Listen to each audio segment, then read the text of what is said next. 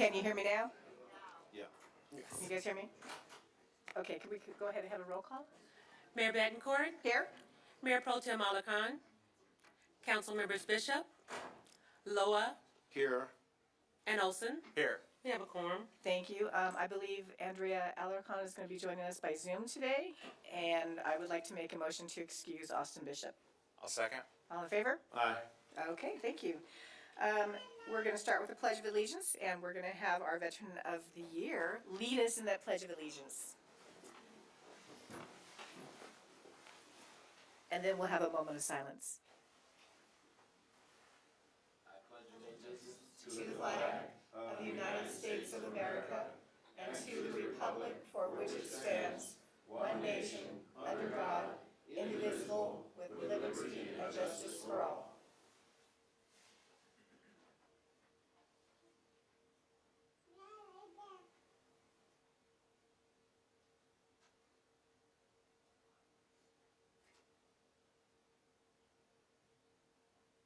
Thank you. Thank you very much. And now we're going to do a presentation to Tony Tortolano. I hope I said your last name right, Tony, because we are going to be presenting you with the City of Palmdale Veterans of the Year. I'm going to bring down Eric Olson, who is also a veteran, and we're going to present together for you. So go ahead and come up to the podium. We'll meet you down there.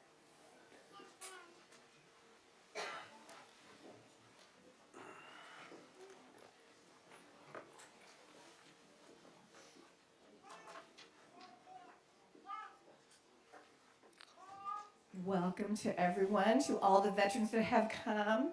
Welcome to you, my friend.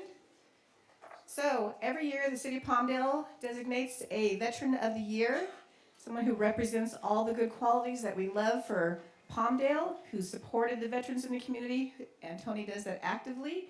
And so we have Eric Olson here, who's going to read the proclamation, and then we have some city coins to give you, some challenge coins, and then we're going to let you speak too, okay? So let me give you the microphone. Okay, it is my honor as another veteran from the council to present to you the City of Palmdale Veteran of the Year Award. To Tony Tortolano, the Tom Hilsendigger 2023 Veteran of the Year. Whereas the City of Palmdale is recognizing Tony, a United States Marine veteran, as the Tom Hilsendigger 2023 Veteran of the Year, where Tony served in the United States Marine Corps from February 1981 to March 1987 in the 1st Battalion, 14th Marine Unit, assigned to the 155 Artillery Battery, and whereas he lived in the Antelope Valley since 1989 and is a huge supporter of veterans in this community. Tony is the Veterans Liaison for Vets for Veterans and has been a volunteer since 2019. He's a volunteer for Toys for Tots, Coffee for Vets, Bombshell Betties, the Patriot Guard Riders, and the Marine Corps League in 2020. He's earned the Good Conduct Medal, the Marine Reserve Medal, and the Meritorious Mass for Outstanding Leadership during battalion exercise. Tony believes that it is a privilege and an honor to help and be friends with all veterans. So on behalf of the City of Palmdale, we present you the 2023 Veteran of the Year Award. Congratulations.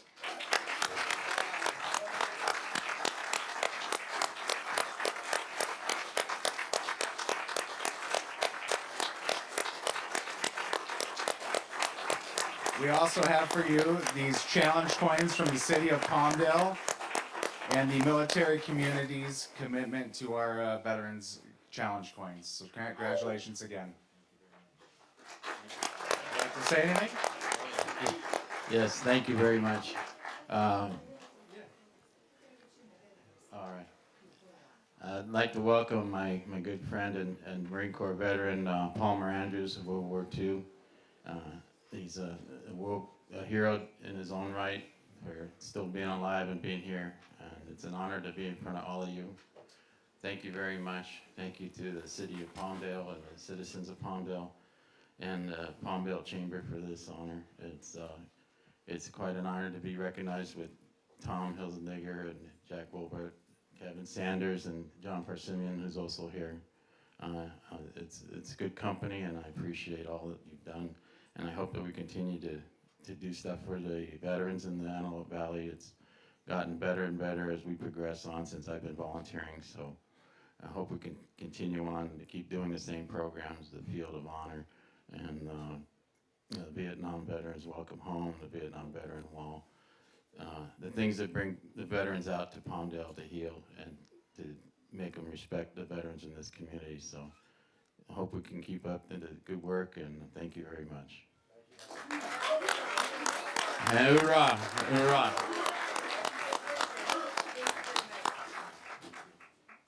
Did I see another presentation over there, or is that something different? Was that for Tony? Oh, okay. Well, whoever's next, come on up.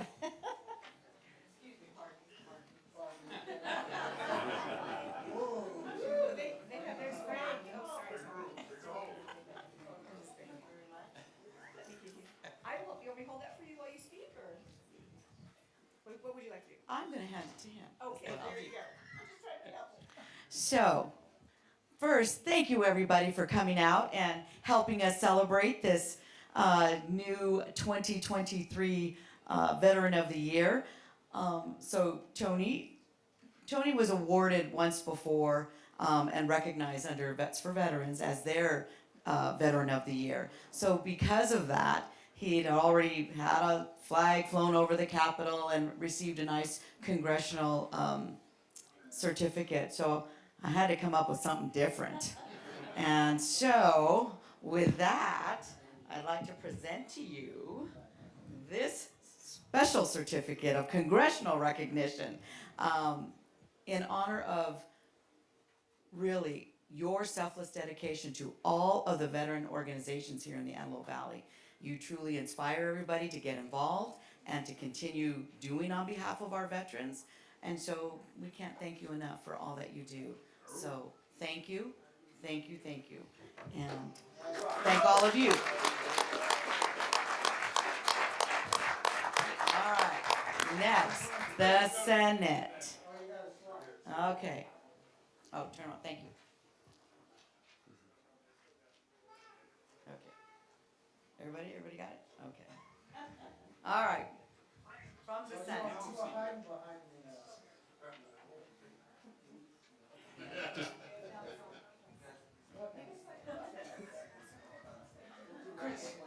Chris.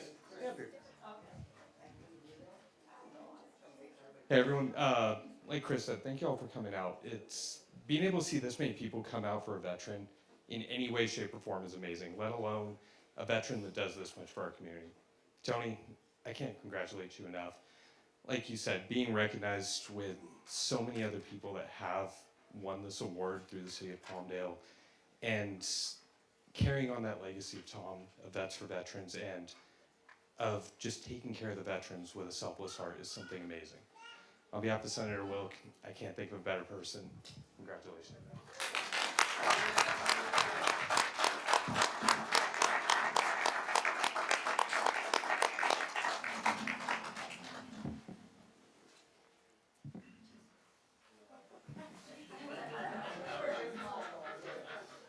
feel like I'm on the red carpet somewhere.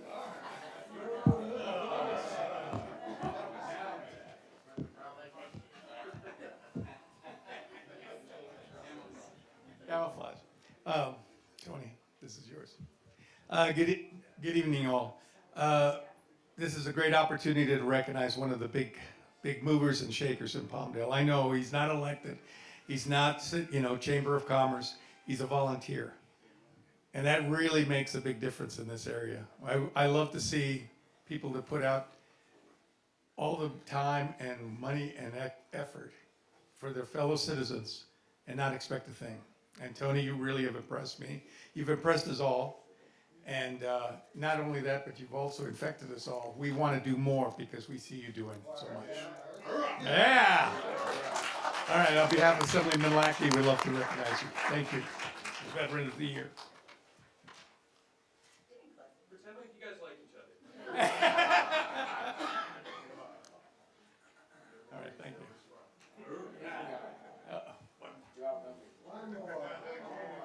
I think it's one more. Okay. Mr. Weisenheimer. All right, this is my buddy, the man of the hour. This is Tony, a guy that believed in this man from the very day we met. I am so proud of you. Congratulations, you have done an outstanding job. This is a man that doesn't rest. He just doesn't rest. He's everywhere. And he surprised me with how much effort he's put into things. He deserves a great deal more. I can't be more honored than to stand here. And I'm going to read what I wrote. Yeah, I did write something. On behalf of the California State Legislature and residents of the 39th Assembly District, I congratulate you on being named City of Palmdale's 2023 Veteran of the Year. Your continued support and volunteerism for the many veterans organizations, along with your caring for fellow veterans, is without measure and elevates you above all others. Thank you for your service to our nation and to our Antelope Valley.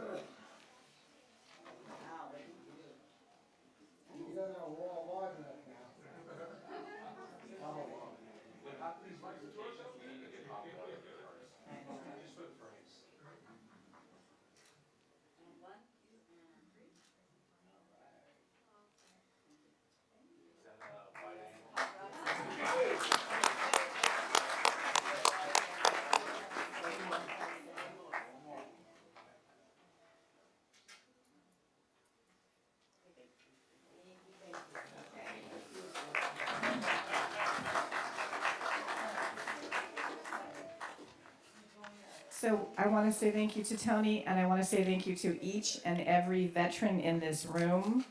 God bless America. Thank you for your service, and we appreciate every single thing that you've done. And I think that's on behalf of the entire City Council and Eric Walson, who's also a veteran. Kevin, are you up here because you want to say something? I just wanted to say thank you.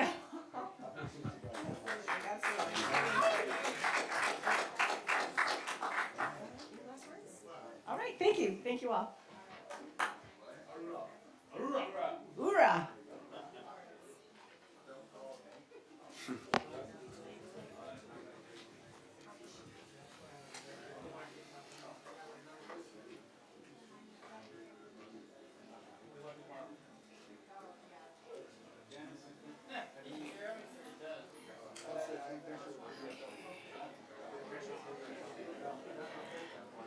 We'll give a couple of minutes to let people do their thing. Thank you all. Thank you all very much.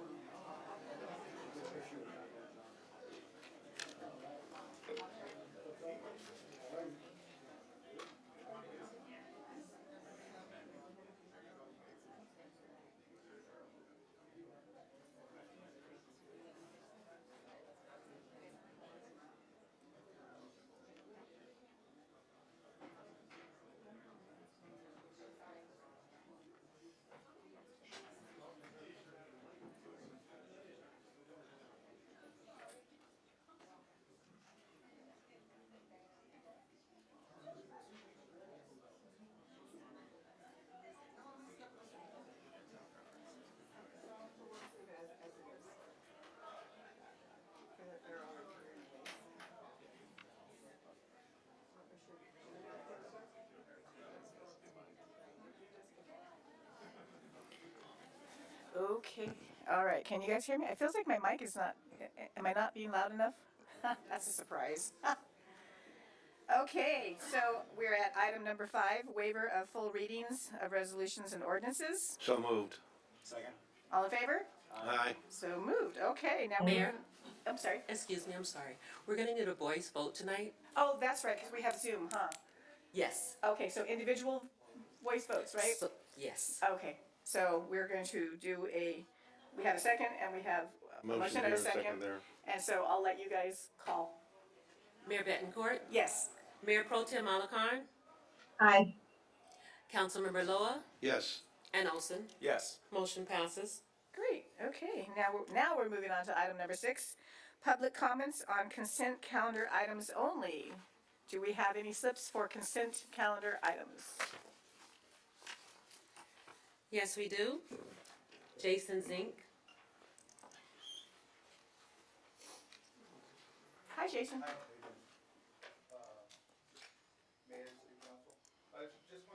Point out 7.3, 7.4, and 7.5.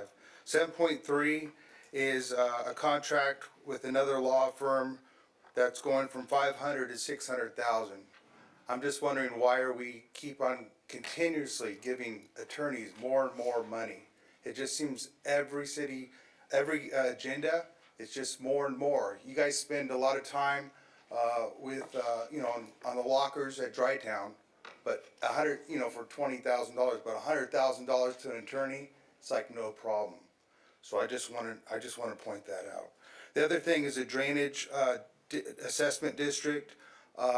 As we saw with these winter storms, the Annie Verde flooded, the Avenue R and Division Street. The cars flooded the whole area, the apartments, everything like that.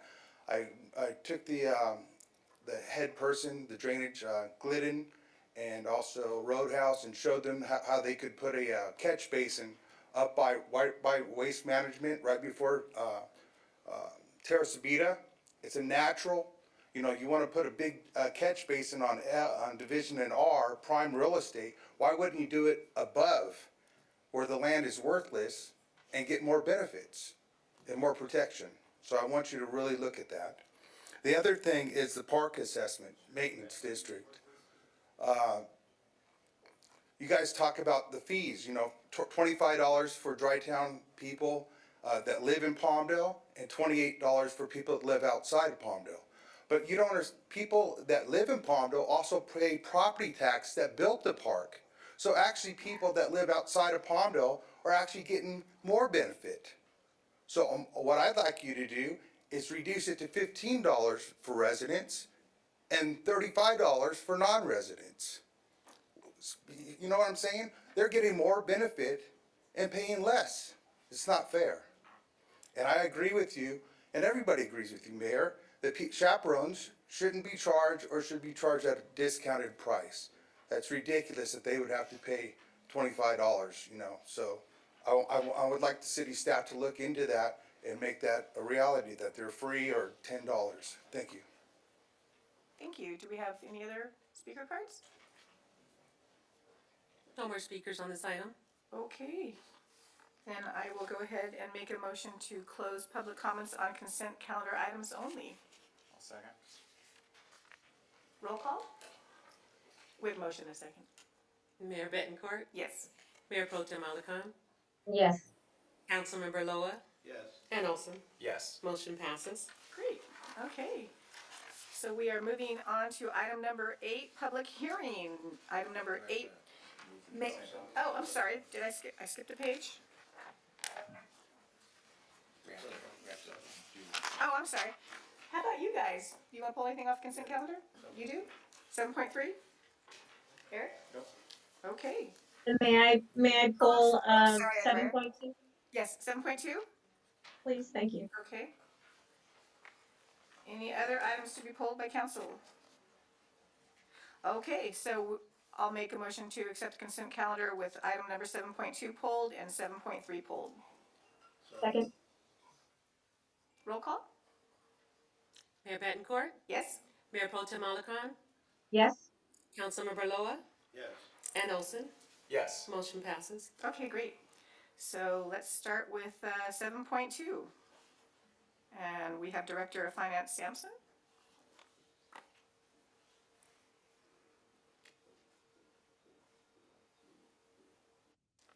Yes, good evening, Mayor and members of the council.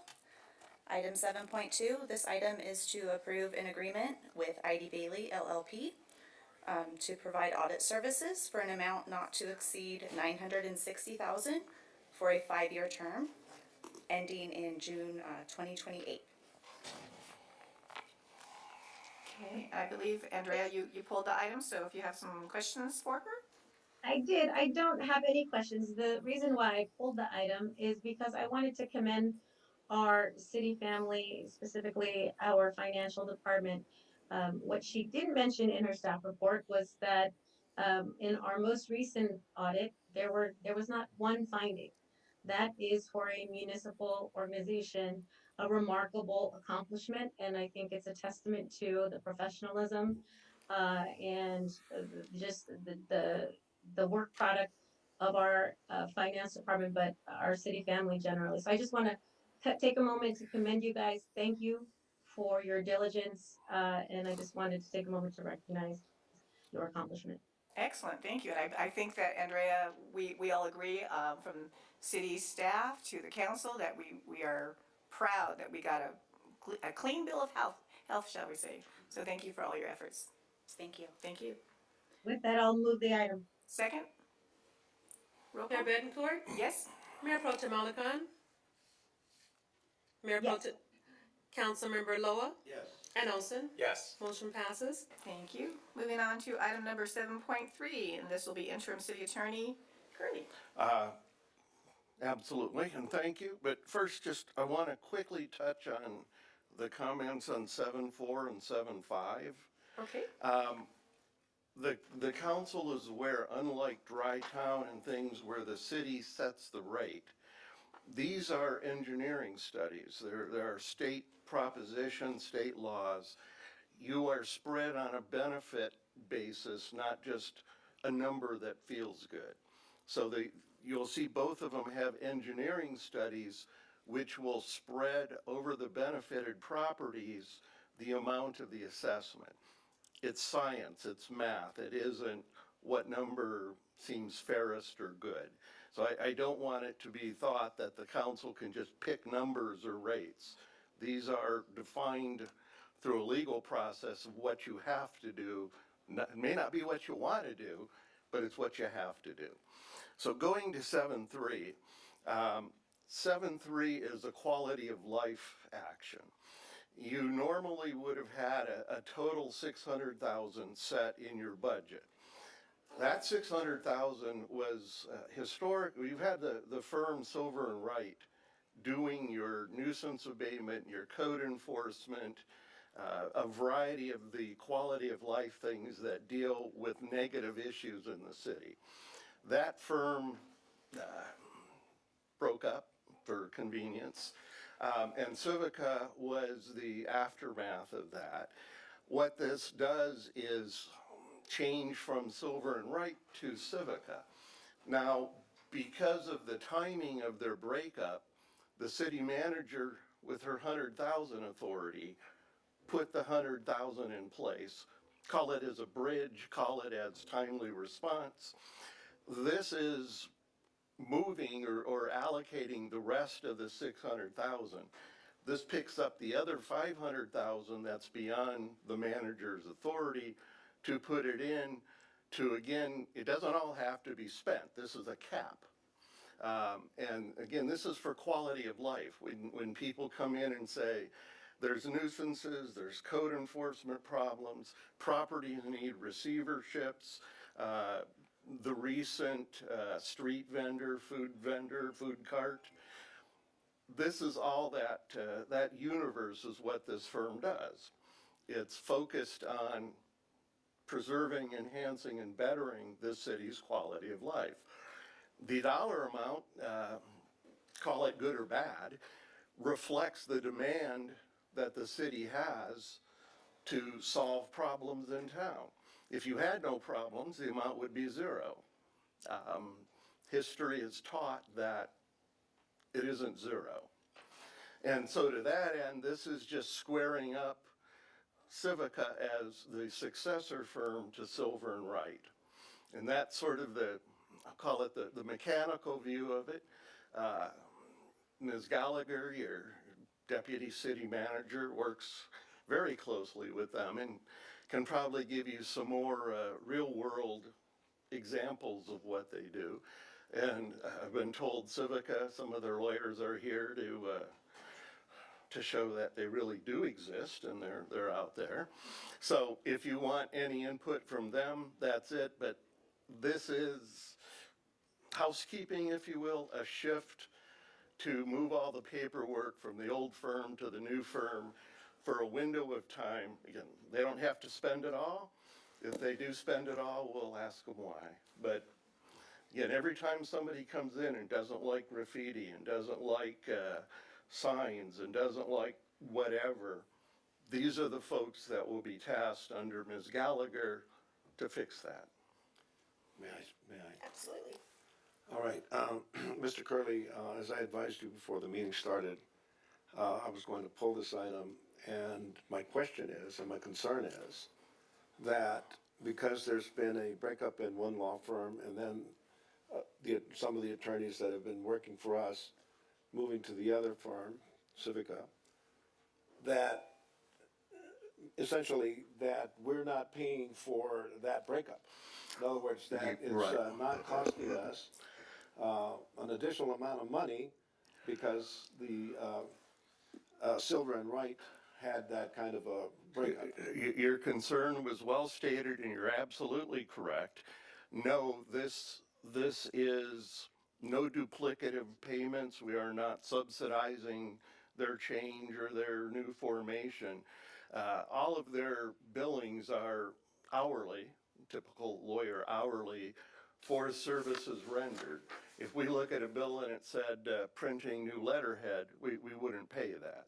So this is for the actual hands-on lawyering of abating our problems. All right, so what you're saying is that if there had not been a breakup and Silver and Wright had continued, we would not have had the additional increase in attorney's fees. No, everything would have been static. It wasn't broke. We didn't fix it.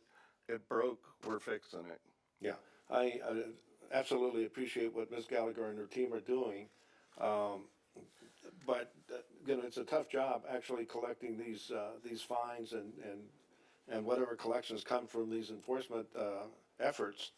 But the amount that's been obtained is $183,000 from 22 and through April of 23.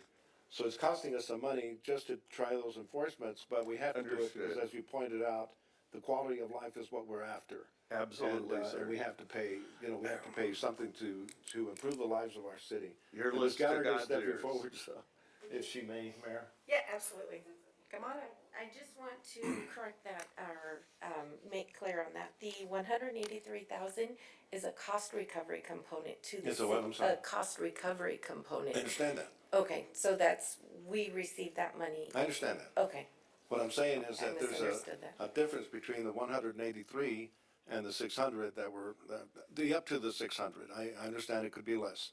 But the difference is the price we pay in order to enforce the quality of life in the city of Palmdale, and we want to improve. You know, no one is for graffiti, no one is for the trash and the junk that's being placed all over the place and all the rest of the things that your team does. We want to have you do that and have the right tools to get that done. But I was just wondering, and I've expressed my concern, and Mr. Curley has addressed it very adequately. okay. Well, And, thank who you, are the sir. attorneys? Are they here, the attorneys that are? Mayor, if I may? And you know, you've done an excellent job on the street vendors. We appreciate your work, and Ms. Valencia, you as well. And before we close out this item, Andrea, go ahead. Thank you, Mayor. I just want to take a moment to acknowledge the professionalism and the amazing work. So in addition to the code enforcement, cost recovery components, they also have worked steadfastly to get us to get all of our codes and all of our ordinances in line with state law. Specifically, what I had the opportunity of working with Valerie Escalante Troche. I'm not sure if she's in the chambers now, but it was a wonderful working experience. She is incredibly knowledgeable on these issues. She was always accessible, made herself readily available to speak with and meet with community members and stakeholders on the street vending ordinance.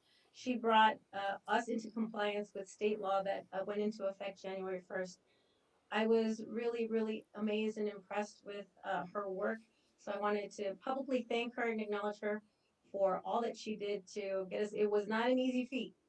That was a heavy lift, but we were able to move that ordinance through without, much opposition. I think that all of the stakeholders involved were very pleased with her work.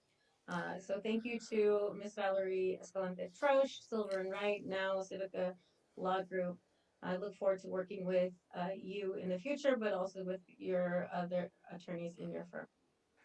And if we might, that very lawyer you just commended is here. She is blushing, but she wants to give just a brief overview. I see you from behind, Okay. Ms. Troche. I just wanted to take a quick moment to thank you so much for your kind words, but I do just want to reflect back that the work that I've done, that our firm has done for the city, is really reflective of the council's goals and what the council wants to make happen and improve for the city, and the amazing staff members. Mr. Villarta, Sarah, and many others that are here have put so much work into it. And we've had the pleasure of working with Palmdale for maybe 8 or so, maybe more years now. And so it's been a really nice opportunity to really get to know staff and work with you guys one-on-one. We know the needs, we know the issues. And I'll point out that the code enforcement cases that come to us, staff handles hundreds, right? There's limited cases that are the most egregious that we will take to court, right? And these are cases that we couldn't have resolved otherwise. And we do often have a really nice cost recovery component that we'll point out most litigations don't have, right? And so the benefit with our practice is that we are able to recover money to put back the taxpayers' dollars so they're not paying for the enforcement costs related to people or businesses that are not compliant and force a court action. Right. On the flip side, we're also able to help with the codes, bringing them into compliance with state laws. And I'll add one final thing. We are also helping a couple federal litigations against the city. And so we're helping that litigation. So the numbers, the reason you're seeing those numbers is because we're leading up to that litigation. There may be some depositions, discovery, a potential trial. I'm promising you I'm going to do my best to resolve it and make something happen, right? We want to keep costs down. That's what we do our best to do. And so I appreciate the opportunity to be able to speak here. You remember me, we've worked together, and so if there's any other questions, I'm here to answer them. But I think, the city attorney has been excellent in answering kind of the major questions, Sarah as well. Okay, I move to approve the item. Second, Second. call for the vote. Thank you, Valerie. Mayor Betancourt, Yes? Mayor Pro Tem Alarcon, Yes. Councilmember Loa, Yes. and Councilmember Olson. Yes. Motion passes. Great. All right. So that brings us to the end of the consent calendar. Oh, did you want to say something? Mayor, if I may, staff would like to pull item 9.1 and bring it back to you on May 17th. Just in case anybody's here waiting to make comment on that. Right, I'm sorry, I actually meant to do that earlier. So do I need to make a motion, or you just want to pull it? We'll just pull it. Just pull it? Thank Okay, you. so we're pulling 9.1, and that will be at our next council meeting. Now, we can go back to number 8, and that will be a public hearing. So number 8.1, introduction and adoption of ordinance 1610. Interim City Attorney Curley. Oh, I love talking. This is one that shows the utility and value of being a charter city. State law, Subdivision Map Act guides tentative tract maps. And what that really means is a tentative tract map is the subdivision of a property. Before it's final, there's a lot of conditions that are imposed on a tract map. You have to put in streets, you have to put in lights, you have to build sewers, you have to do a lot of public infrastructure to make that of value to the city. And until that's done, that stays tentative. When it's complete, they will come in. You'll often see a final map before you. That's where we release the bonds, all the securities that guarantee those performances. You previously extended the maps once for a 2-year term. Well, the aftermath of COVID still echoes in the development community. A lot of those projects were delayed because of materials, all those supply chain issues. Personnel were impacted. A lot of legitimate reasons the maps couldn't be completed. The benefit to the city is you've got a number of these subdivisions close to going. To terminate them now as they've moved along just because of these outside influences delaying them would not be of benefit to the city. Those approvals would be wiped out. They'd have to reapply. Staff would have to reprocess. A lot of headache to probably get you back to exactly where we are. So staff, after consideration and looking at the benefit versus the detriment, there's no real detriment at all. So the suggestion is you give one last 2-year term to this. Let them get their infrastructure in, overcome supply chain issues. And even today, part of it's financing with interest rates doing what they're doing, where they were able to get financing and bridge financing for their projects. That's dicier nowadays. So there's a lot of good reasons to give them 2 more years to get these valuable projects, valuable to the city, get these housing units moved forward. It'll help your arena production. It'll implement the housing element and general plan. Lots of good, no bad. So we recommend give them 2 more years, the last bite at the apple. Can we ask questions now, or should we do public comments? Certainly. Public comments first. Let's get the questions out. Okay, Richard, go ahead. You said final 2-year extension. The economy could change for the worse, and another extension might be needed. Right. This does not prohibit a future. I say final just because right now we don't anticipate one. But this in no way precludes it. If we get COVID 2.0 tomorrow, or if at the end of this 2-year extension things are grim, absolutely you can extend it again. Your charter is very, when you crafted it as a council and community, you were very wise in that if you look at it, it says exercising land use authority for the benefit of the community. So you're looking at what is needed as time changes. Cinderella slipper may go from a 5 to a 6 because her foot swelled. We have the ability to change the slipper size. Okay. So you're in good shape. Very clever. Just wanted to make sure that the word final didn't mean that we're locking ourselves in. I just don't want to give an impression that we're throwing the doors open forever. No, of course not. Mr. Olson, do you have any questions, No. comments? Councilwoman Andrea Alarcon, do you have any questions or comments? I do not, thank you. Okay, now I'll go ahead and call for public comments. Jason Zink.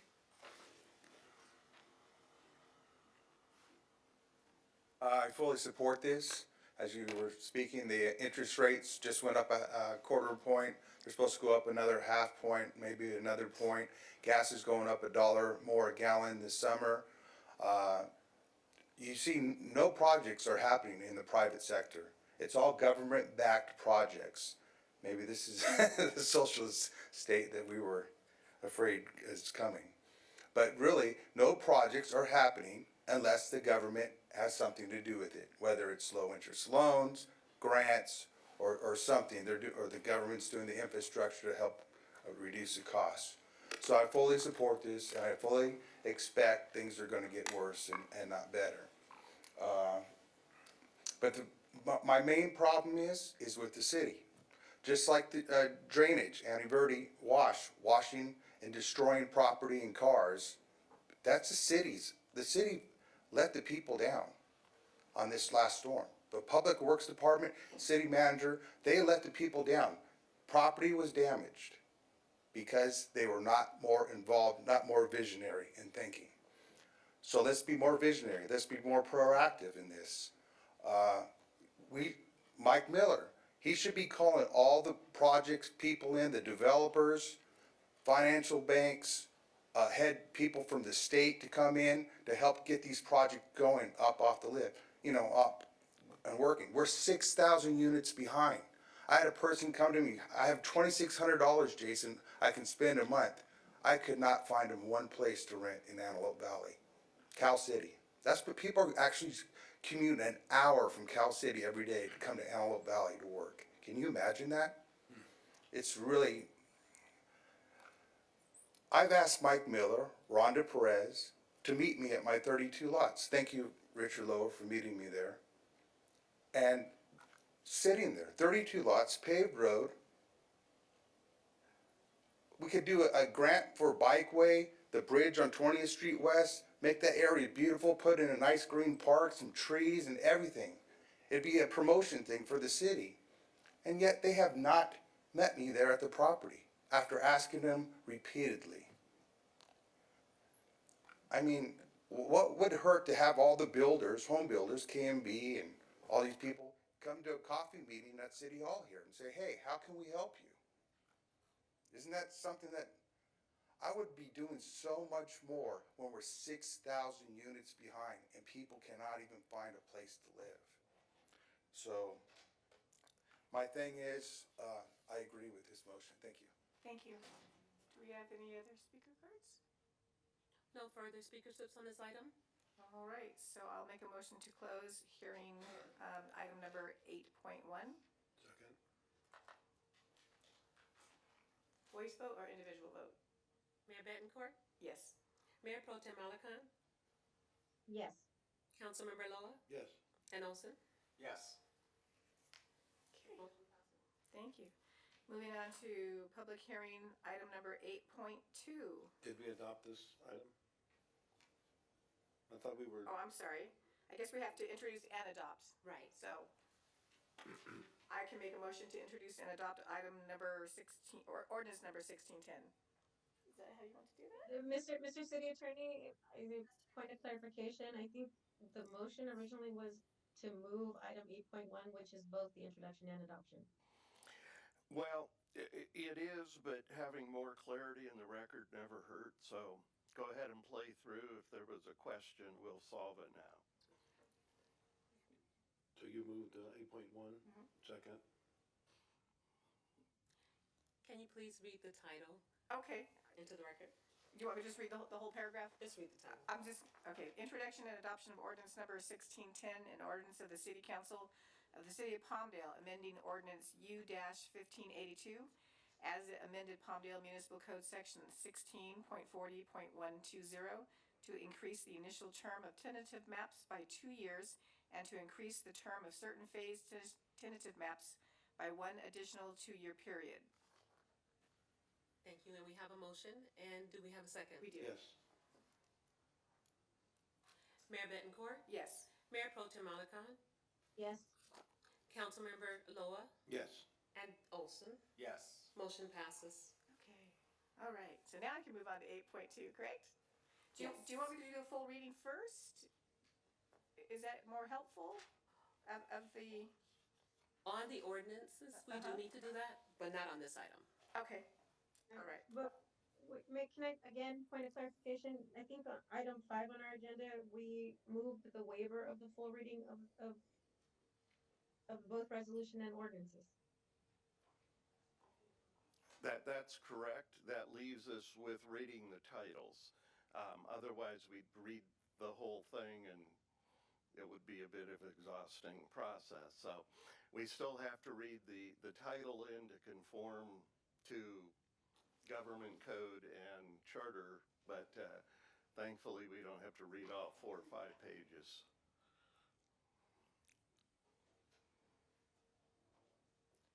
So can I go ahead and call for public comments on 8.2? Okay, calling for public comments on 8.2. Do we have any speaker cards? No speakerships No on this speaker item. cards. Oh. Okay, let's go ahead and have Management Analyst Bartlett come up and speak. Thank you. Good evening, Mayor and Council. The item before you is a request for public hearing for the proposed 2023-24 action plan and proposed expenditure of funds. We are proposing for the Community Development Block Grant, CDBG, will receive $1,433,847 of current year allocation and $33,860 of program income. The following proposed eligible activities include South Antelope Valley Emergency Services, $223,020. Housing Rights Center, $38,620 for fair housing services. Section 108 Debt Service, $321,874. Affordable Housing and Infrastructure, $635,692. Applicant to be determined. Program Administration, $248,149 for a total of $1,467,355. Home activities we are proposing will receive $590,644 of current year allocation, $102,140 for program income, and $490,550 for recaptured funds.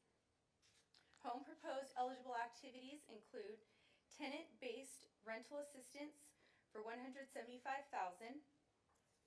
affordable housing CHOTO set aside for $88,600, affordable housing development $850,474.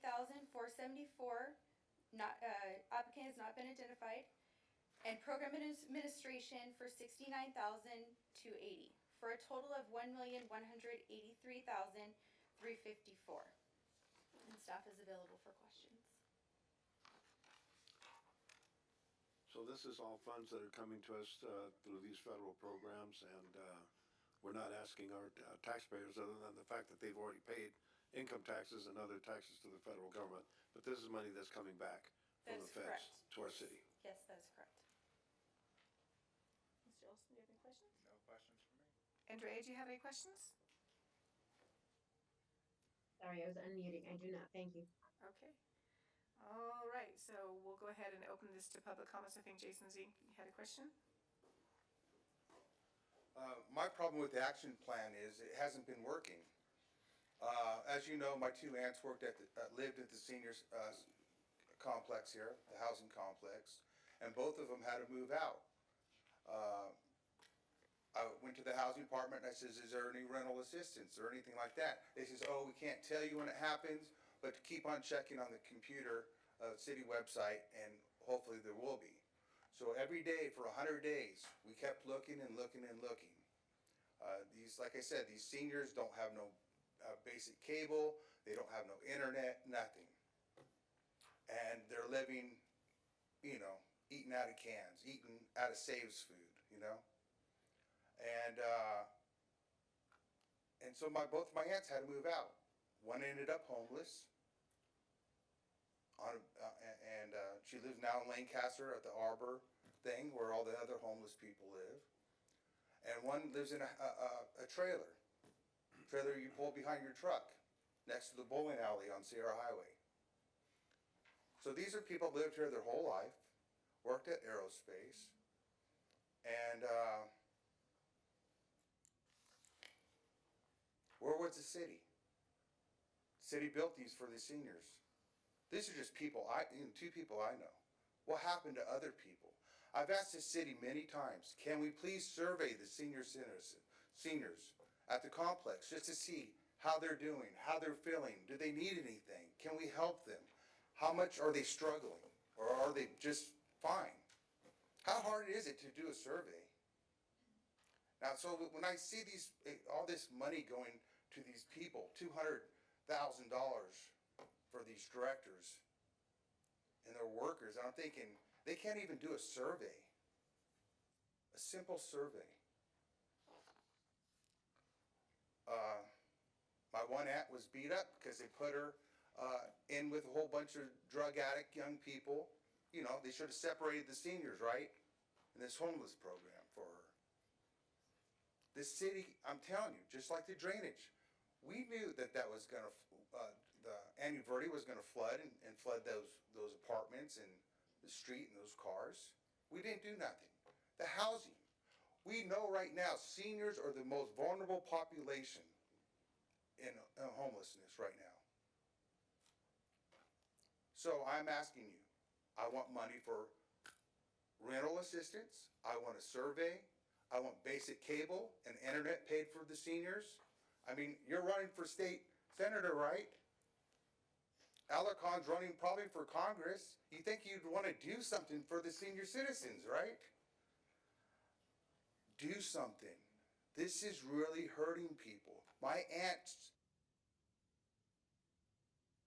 shut them down. Thank you, Thank you. Jason. Any other speaker cards on No this item? further speaker cards on this item. Okay, I'll go ahead and make a motion to close public comments on item 8.2. Second. All in favor? Or do we have to do individual voice? Because, Oh, 'cause let's we're- just do a voice vote. Thank you. And this is just to close the comments, Just to close not to comments, adopt the, right. We can just close the public comments. Okay, I just want to make sure I'm not without a breaking the motion. rules here. Yeah. All right, so we're gonna close public comments, and then does anybody on the Well, council have anything left to say? we don't on need a this? vote on the to close the comments? Okay, that's fine. So I move to adopt the item I'll second it. 8.2.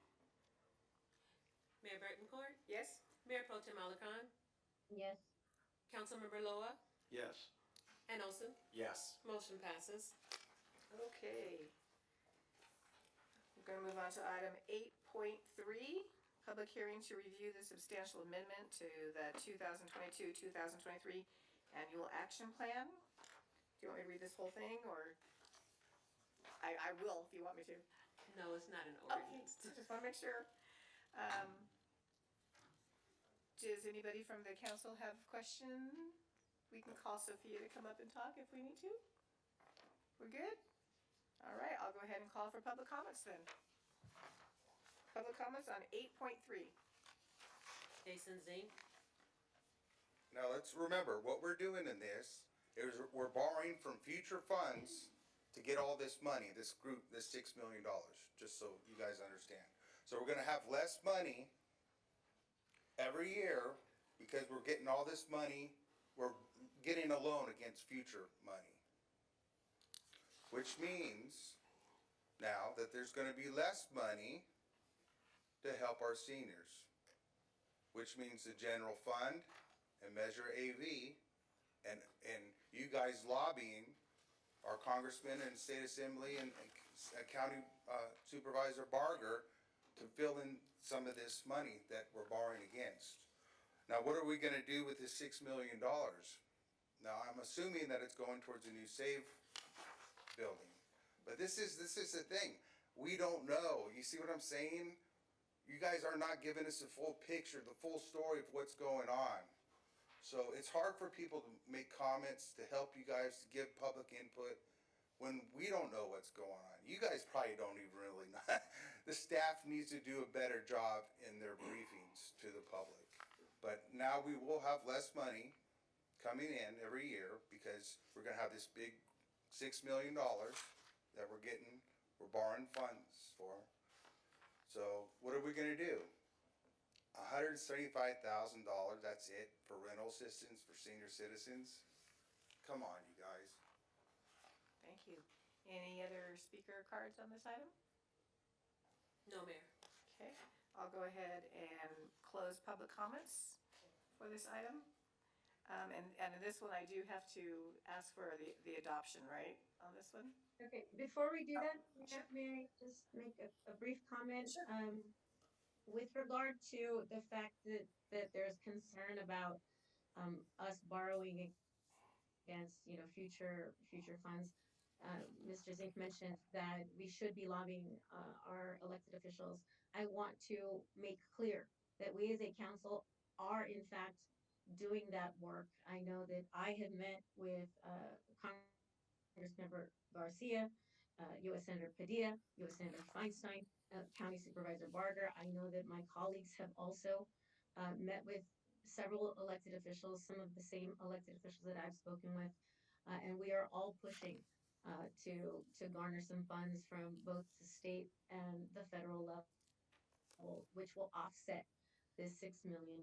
So I don't want there to be the perception that we're not doing that work. We are very actively advocating at all levels of government to be able to cut down this $6 million. Thank you. Any other comments from council? Okay. You want a comment from your lawyer? Sure, why not? Okay, the characterization of this is important. And as far as explaining what the project is, the staff report even notes that it had to be publicized, that it was put on the webpage, it was in the Valley Press. So the information's out there as to what it is. But what this particular project says, you get block grant money, you get a cash flow annually. If you want to do a big project, you could save that each year, the 1.5, save it each year till you get to 6 million and do something. This allows you to pledge that 1.5 in the future, get the 6 million now or earlier, next year, whenever, do those beneficial improvements, help the community, help. This is a 108 loan to help housing. Rather than wait till you've accumulated money, just like your home mortgage. You buy now, you pay off time, but this isn't looking for fresh money, so to speak.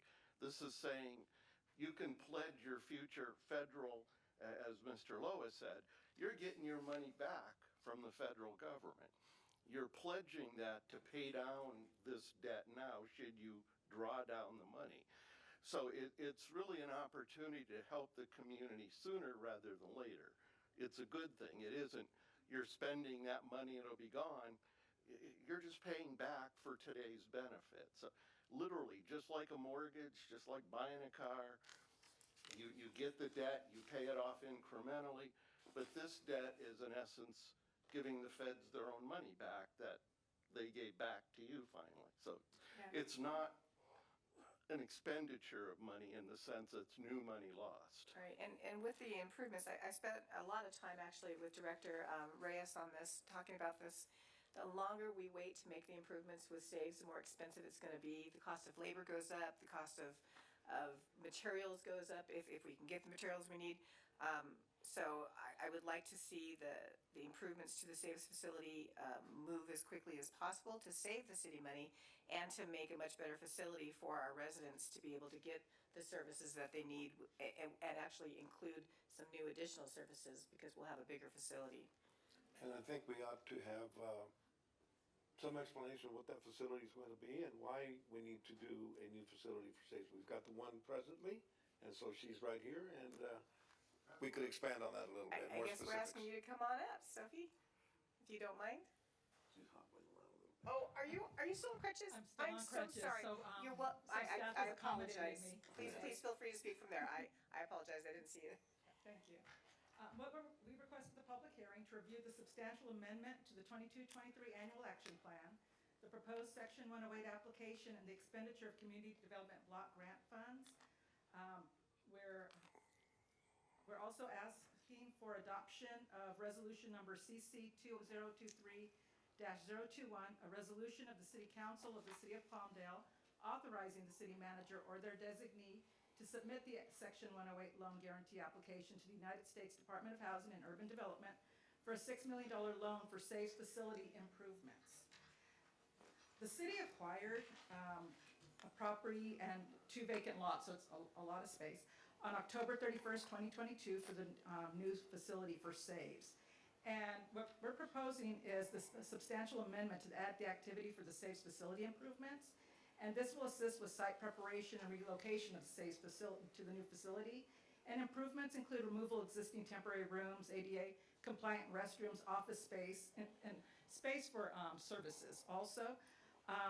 Installation of walk-in freezers and a new walk-in refrigerator, replacement of roll-up doors, updating of heating and cooling equipment, street and parking access improvements, solar energy for sustainability, and a charge station for their electric vehicles. The cost estimate currently for design and improvements is over $5 million. So we're asking for $6 million.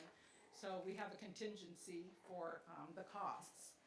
And Saves continues to have a high volume of clients requiring assistance. This facility would also allow for the flow and the parking for accommodating their larger clientele. And so it's different from where they're at now, where a line can block the street access through Q12. So this will give them more space for the queuing of their clients. We receive an allocation of 1.4 million per year, and we are able to ask for up to 5 times that amount, as City Attorney City Attorney Curley has stated. We estimate that for a 20-year repayment would be at an estimated rate of $519,000 per year, and we're asking that this come from our annual allocation. The proposed request also would cover the financing fee, which is currently at 2% of the principal of the loan. If we do not need the whole $6 million in funds, we will not draw the whole $6 million funds. So we'll be responsible for only the amount of funds that we need. As Mayor Pro Tem Alarcon has stated, we are seeking other funding to help to offset this funding. The proposed collateral includes the Legacy Commons and the Rehabilitated Safes Facility and the adjoining 2 parcels, and these have an estimated value of over $7.5 million. We are required to have collateral that is higher than the loan that we're asking for. And we did post this in the AV Press and on our website in accordance with our citizen participation plan. Staff is available for additional questions. I just want to say that as the federal government continues to cut funding for many of the programs like SNAPs and some of the other food allocation and medical, and the federal government is really working, I wouldn't say to balance their budget, because we know that's not going to happen, but they're making cuts. They're trying to cap the federal budget, and that actually trickles downstream to cities. So by us having a larger facility for people to get food, resources, and that type of thing, it's going to be vital. Right now, it may not seem like a pressing issue, but in the next 6 months, it could be a vital, situation that we have to address. Now, with the new Saves building, we will have a much larger facility that can handle a lot more traffic coming through there with people that have needs. So I think it's a very good thing for our community. And I'd like to comment, if I may, Mayor. Saves is already doing an outstanding job in reaching out to the community. Every time that there's a program where food is being given, Thanksgiving, during the holidays as well, it's amazing to see the community come together to deliver the food that is being stored at the facility, which I am assuming is going to be larger storage facility at the new place, and the community that comes through that needs this food and everything that Saves offers. So I think it's an excellent investment to expand an already outstanding program. So I commend you and all of your staff members for the great work you do. Thank you. Andrea, go ahead, Andrea. Thank you so much. So I just want to dovetail on both Mayor Betancourt and Councilmember Lowell's comments. In addition to, I think our core function at Saves has historically been food distribution, but in addition to the food distribution, Saves does a variety of other things. For instance, case management services. And those types of services and referrals and discussions with clientele require a certain level of confidentiality that our current facility does not necessarily facilitate. And given the fact that the COVID emergency declarations have been terminated, and as Mayor Betancourt mentioned, there are a lot of resources that are dwindling as a direct result of that. We have seen an influx of clients who need not just food distribution, they need those case management referrals to various agencies and entities. And in order to be able to provide those services with the just confidentiality and the dignity that Saves has always been prideful in upholding, we need to expand just by virtue of the number of clients that we're seeing. We need to expand the physical space within which we provide those services. So I just want to echo the thanks to Saves and their entire team for all that they do to help uplift and support our community. But I just want to echo the importance of um, the the expansion of the physical facility, because it's, yes, we do food distribution and that's an amazing thing, but Saves does a lot more, and they just need more space to administer those services. So thank you. Thank you. Mr. Olson, do you have any comments? Nope, I think it's all been said. Okay, great. With that, I'm going to go ahead and make a motion to adopt resolution number CC 2023-021 and approve the findings and recommendations. Second. So we have a first motion and a second? Mayor Betancourt? Yes? Mayor Pro Tem Alarcon? Yes. Councilmember Bishop? Councilmember Loa? Yes. And Councilmember Olson? Yes. Motion passes. Excellent. Okay, we went ahead and we removed item number 9 for appointments. We're going to carry that over to our next meeting. So now we arrive at item number 10, public comments on non-agenda items. Do we have any speaker cards? We have Mario Presents. Mario, come on up.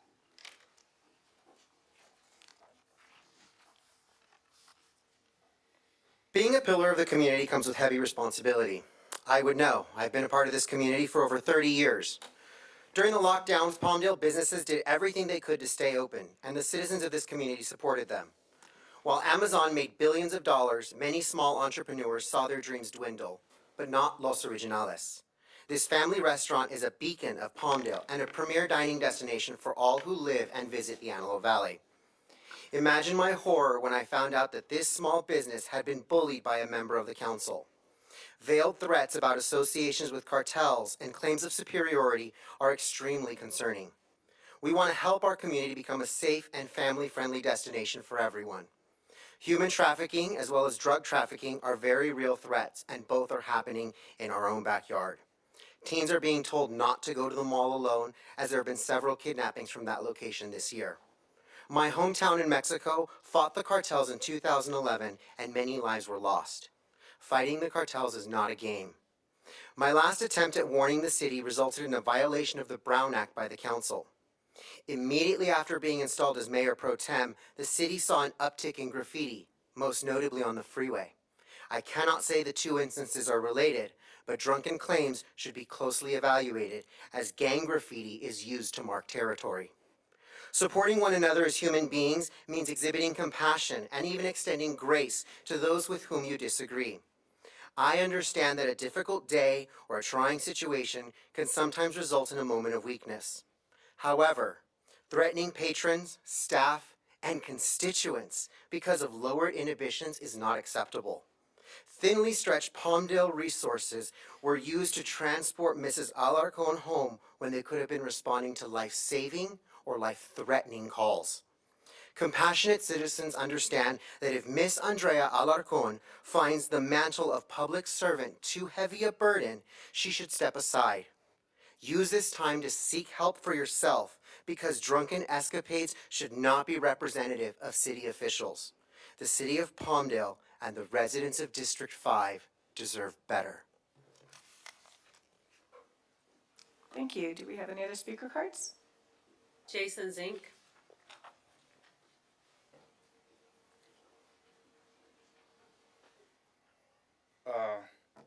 Yeah, my point is, I wasn't against the, borrowing the money for the $6 million, but you need to explain, what is the new Saves building? And do you see my point? They're not explaining. How hard would it have been to put a picture up there of the new Saves building, new site, how it's gonna better serve circulation, everything like that? I know I can do a better job. That's my point. I think a lot of people could. The staff is not presenting the picture it needs to the public. That's my point. The other thing is, are we doing anything about the IRS jobs? There are going to be 87,000 is the top IRS jobs. 33,000 jobs are going to IRS jobs are now. Are we going to make a pitch to the IRS for those jobs for Antelope Valley in a high commuter area? I haven't seen anything. You think that would be a big promotion, a big deal? You know, oh, we're trying to get these IRS jobs, these good paying jobs for all you commuters. I don't get it. I would be so much doing so much more in promotion. Dr. Mock, the city downzoned his property on Palmdale Boulevard from commercial. He was going to put a storage unit to apartments. On 45th and Pear Blossom Highway, I sent you the information. The city staff took away half his commercial to residential. He's been paying on the property tax for the commercial. He had a project. We did a DAB meeting with the planning department to do commercial up front, storage units in the back. And now I look at the new general plan that you guys just approved, and you guys took away his zoning. I don't know if it's because, I know you guys ain't racist because he's Asian, right? But what's going on here? Is it, what's the staff doing to this man? Nobody in the community has gone against him building his commercial center or storage units there. So why did the staff do that? After Mike Miller and Mike Behan both said, Jason, that's a great idea to put storage units there because they're friendly to neighborhoods. And we also discussed with Mrs. Bruce putting storage units between the pilot and the housing track, so that would be a buffer there too, didn't we, Mike? Didn't we? Address the chair, Jason. Yes, we did. Address the chair. Okay. So why did the city do it? Is it retaliation because I'm on the staff? Is that why they took the zoning away? You guys talking about lawsuits? What would hurt for Mr. Mock to spend $5 million to build a commercial center there? Put a nice neighborhood commercial, pizzeria, chicken place, and storage units in the back. Would you object to that? Nobody would. I want Mike Miller or Rhonda Perez to meet me at the 32 lots. Your time is up. I know, but why can't they? Excuse me. Huh? Yes. For sure. Madam Mayor, Council, I'm compelled to respond. First of all, it is remarkably shabby to inject racism and evil intent into land use issues. The fact someone would do that is unfortunate and inappropriate. Zoning, land use, all of that is dynamic. It responds to state law compulsions, RENA, and housing needs, designating available land. Zoning isn't wielded like some kind of club to go pound people. It is a logical land use pattern driven by the general plan to implement, again, best quality of life for the city. To try to find evil intent or claim some sort of this is because of me ego boost is remarkably inappropriate. I truly suggest that people think before they talk, and I further suggest they understand that land use decisions aren't just whim. They aren't just pull something out of the air to poke somebody. They're very heavily regulated, calculated process. So injecting all this other nonsense, again, is totally inappropriate. Now, the other component, I note just for an observation, there was a comment for the saves, why isn't an exhibit up there? This money is to do the planning and design. Unless we got a crystal ball and you're a clairvoyant, there was nothing to put up. This is to be able to get the money to do the design, to then share that with the community. So complaining that we haven't shown what's there because the money hasn't been available to do the design, now it can be, then it'll be blue skied. So you really need to understand how things work before they're criticized. Thank you. No comments. No comments? More comments. Oh, more comments. Oh, I'm sorry. Hello, Ms. Furman. Good evening. I'm going to speak just a little bit about what I know about saves because of the comments that were made. I believe the property for the new saves is going to be on Avenue Q and 3rd Street East. It used to be an automotive type of facility, so that's where I understand that all this saves is going to happen. Now, I live not 3 blocks from that area, and I am very, very concerned about that 3rd Street East and Q intersection. People race down Q to begin with, even though it dead ends on both ends. I have no idea where they're going, but they are racing down that street and then coming from 3rd, making the right and left turns. They're coming from the transportation center, the RX Paris School gets out. It's a very, very busy area. And to think that the increased services and availability maybe of saves being right there, especially with the transportation center, maybe access will be a little easier for some folks. You know, it's just, you know, something I hope we jump on right away. I don't know what should be done, stop signs, lights, or whatever, but it's gonna be pretty horrendous, the amount of traffic that's gonna be flowing back and forth there. So that's where I understand it's going to happen. Just now something happened that I must say that I'm just really very distressed about.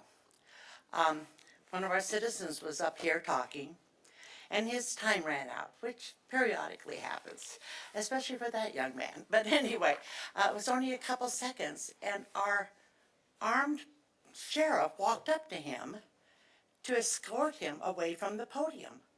I have never, ever, in all my years coming here, seen our sheriff dispatched to come up here to remove or remind a citizen to step away from the podium.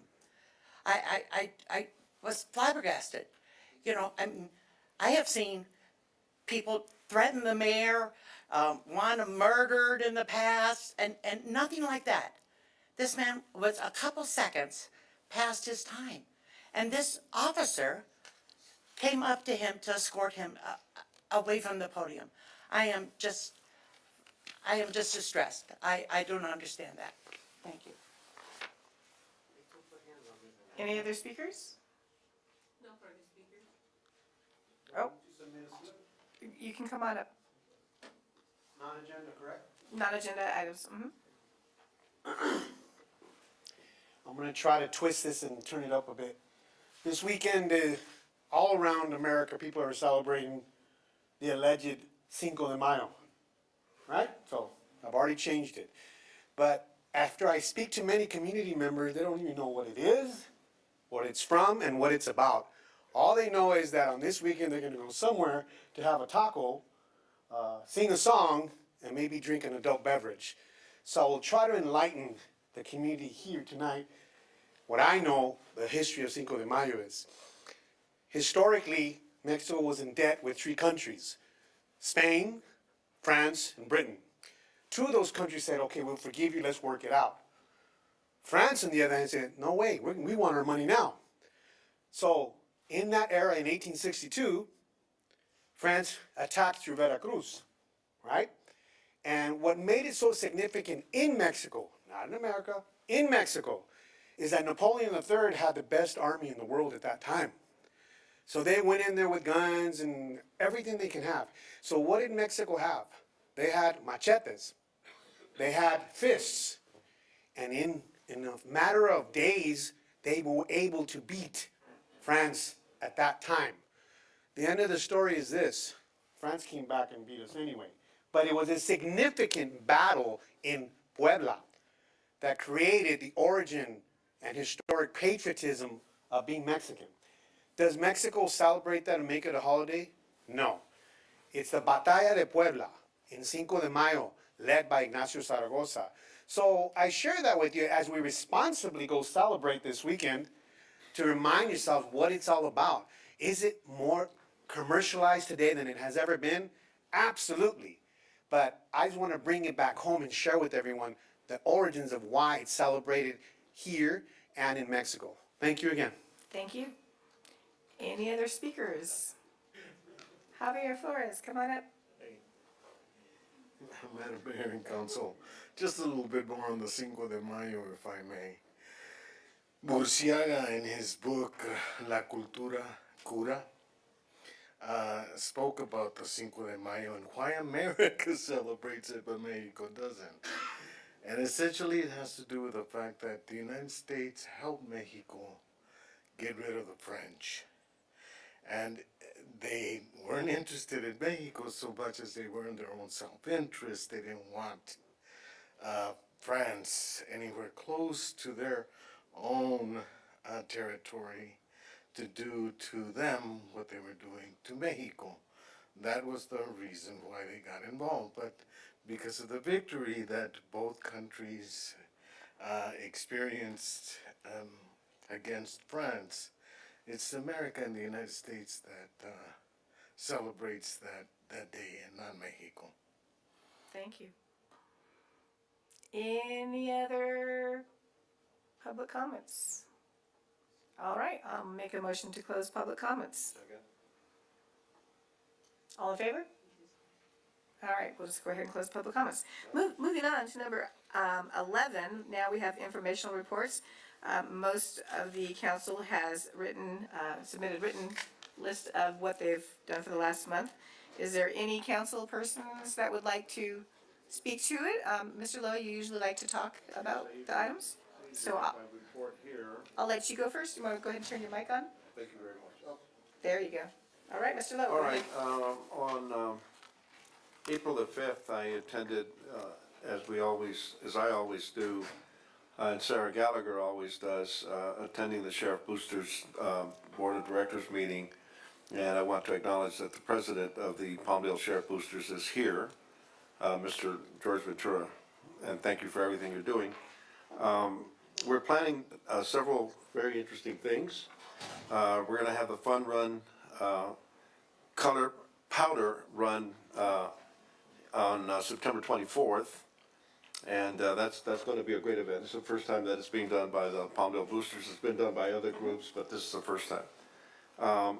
In October, the traditional trunk or treat that is very, very popular with the community, and I think it puts the Sheriff's Department in a very positive light. There's great interaction between the sheriffs and, for instance, the car clubs and the community in general. A lot of children come out and they get their treat during that event. That will be on October 29th, and I believe it's going to be at the Poncetlan Park right across the way here. And then we have a Christmas dinner, which will be held in the city's Legacy Commons. On April the 6th, I attended the SCAG Transportation Committee meeting. There were several items that were talked about there.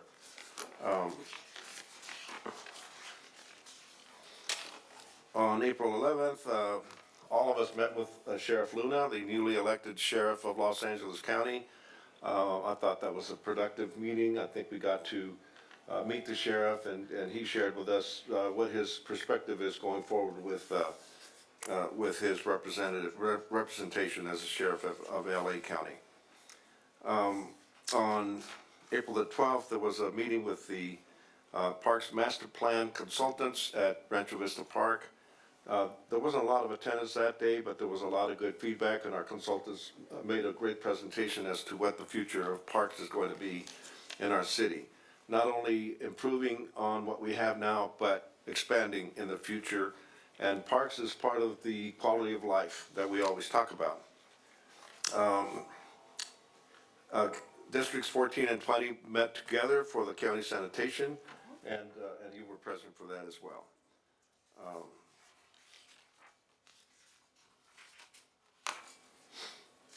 Then the same Parks Master Plan consultants had a community gathering at the Palmdale Playhouse. I attended that, and there was very, very good dialogue there. The attendance was better because it was from the entire city, and it's very exciting what these consultants are presenting and what we're going to be doing in the future as far as parks are concerned. We met with the city manager and one of the business owners here who has some concerns about some of the changes that are being made as far as planning and zoning are concerned. And that was good too. And I thank Mr. Garabay for being there as well, along with our city manager. North County Transportation Committee met on April 17th, and that was attended by Mr. Olson, Mayor Pro Tem Alarcon, and myself.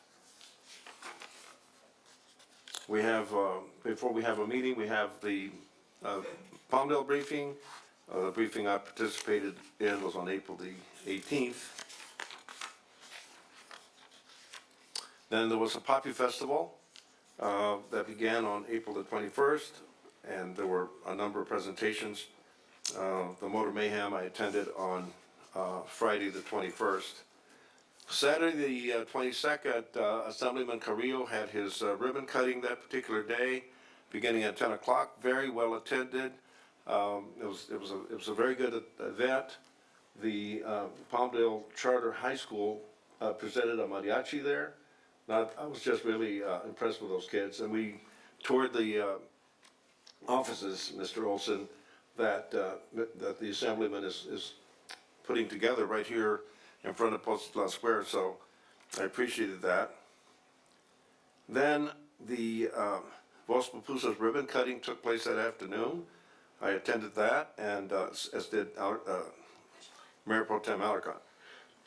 That evening, the Knights of Columbus Lancaster Council celebrated 100 years of existence, and we presented a certificate of our appreciation and recognition for the 100 years of the Knights of Columbus in Lancaster. On Sunday, April the 23rd, Los Amigos de la Feria presented a concert having Banda Machos and Banda Maguey that made a presentation there. That was the first concert that was held during the Poppy Festival, and we expect to have that be a tradition in the years coming forward. It was a good event, and it's assisting us in our effort to build a community center at the fairgrounds with the direction being provided by the Amigos de la Feria board.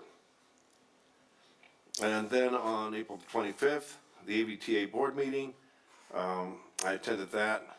One of the things that we've discussed over and over again is our concern that during COVID, the ridership decreased considerably, and now it is rebounding, and particularly in dial-a-ride and micro-transit, and that's very key because it assists disabled people, the senior citizens, with transportation where they can get to their medical facilities and other appointments such as that. The bus service is continuing to increase, but not quite as dramatically as dial-a-ride and microtransit. We met with the North County Unmet Needs at Antelope Valley Transit Authority to discuss the needs for transportation in Antelope Valley.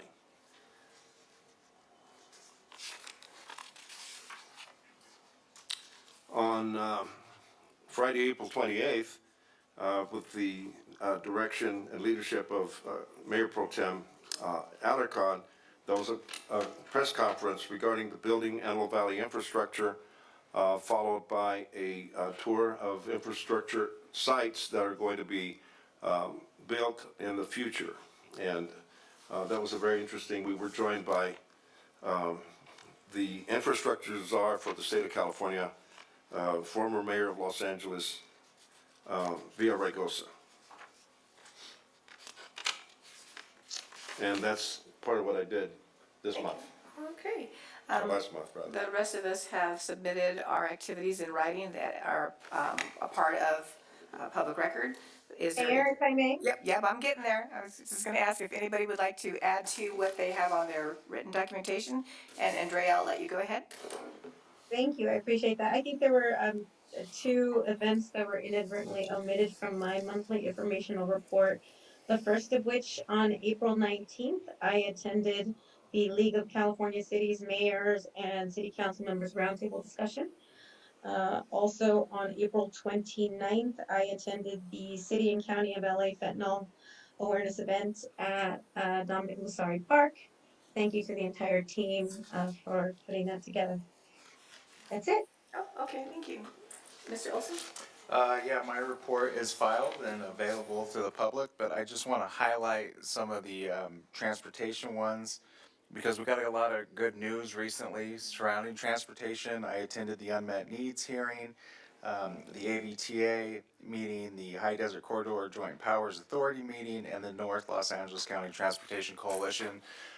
The High Desert Corridor received $8 million from the state of California, and AVTA was able to secure almost $6 million in grants to create a line between the Antelope Valley and Victor Valley. So good things are happening. We're connecting the high desert. We're making commutes easier and moving things forward. Excellent. Very, very good. Okay, so now we will move on to, I guess we're gonna go to closed session, or should we do manager's report first? Well, I thought it was things we'd like to see on a future agenda. Don't we have that on here?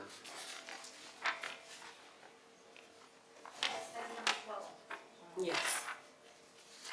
Oh. Yeah, oh, it's a part of the announcements, a request for new agenda Okay. items. One of the things that I have been discussing with Assemblyman Carrillo and Mr. Olson is the acquisition of Palmdale Boulevard away from Caltrans. And so what what the Assemblyman has suggested is that we make a resolution or a motion perhaps where we would request that the Assembly take that up and the legislature take that up. And I'd like for us to have that agendized as soon as possible so that we can support Assemblyman Carrillo's efforts in that area. Have we sent a formal letter of intent on doing that to them, or do we need to do that? That's part of the process. Okay. Yeah.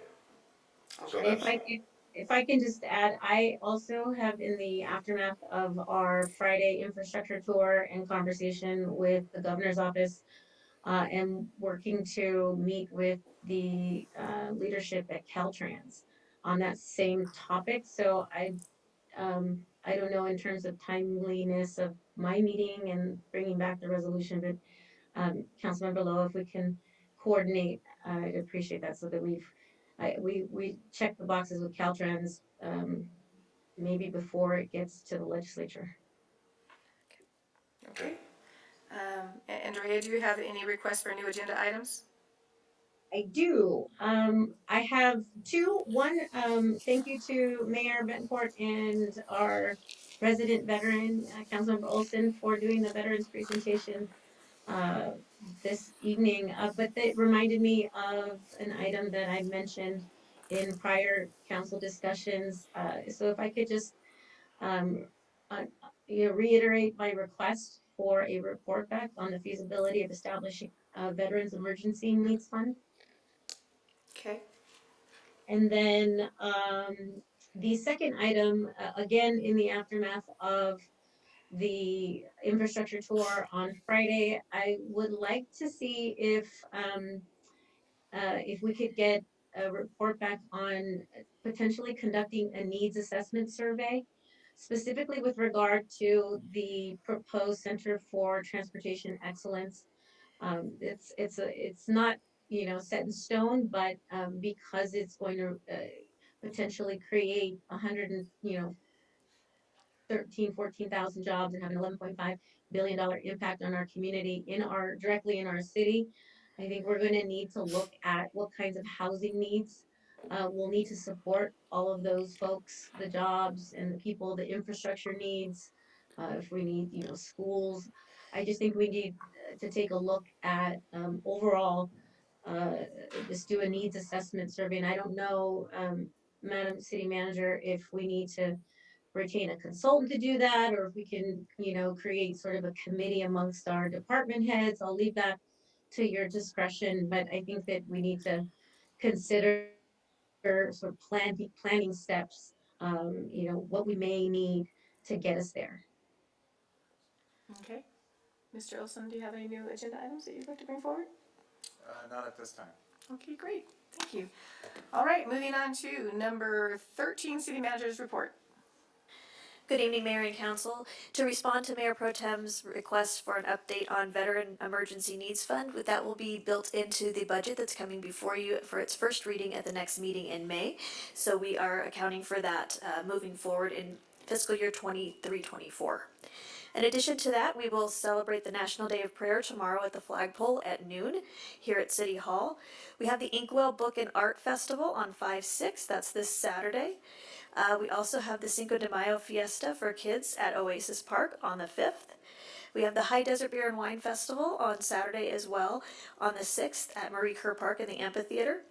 And last but not least, we held our fentanyl event, our community event last Saturday. Mayor Pro Tem alluded to that. It was very well attended.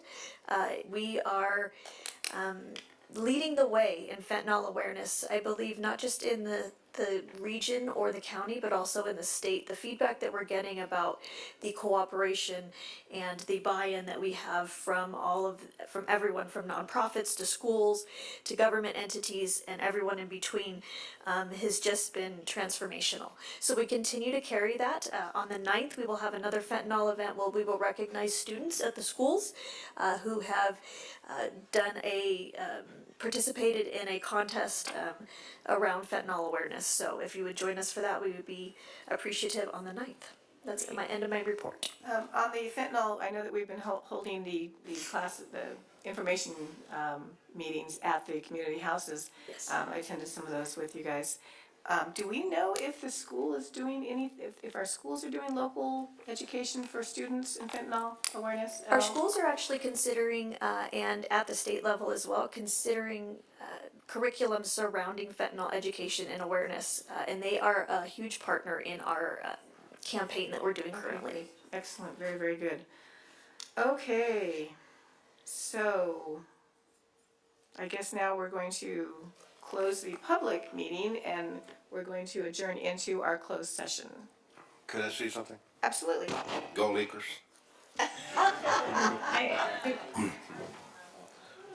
But you've got any public actually, comments? I'm sorry, yeah.